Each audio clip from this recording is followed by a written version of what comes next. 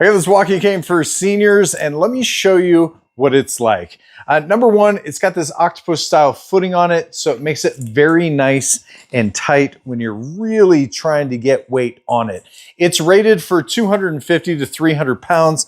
I weigh about 220 right now, and you can see I can really put pressure on this thing and I'm not actually breaking it. It has height of adjustments from 31 inches to 40. And it's really just this easy at a click of a button to use to get up and down to the height that you want.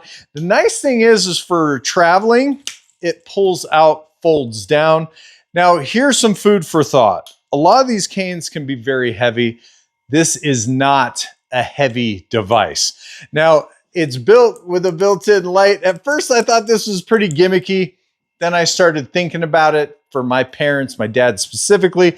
At nighttime, he has to get up and go to the restroom.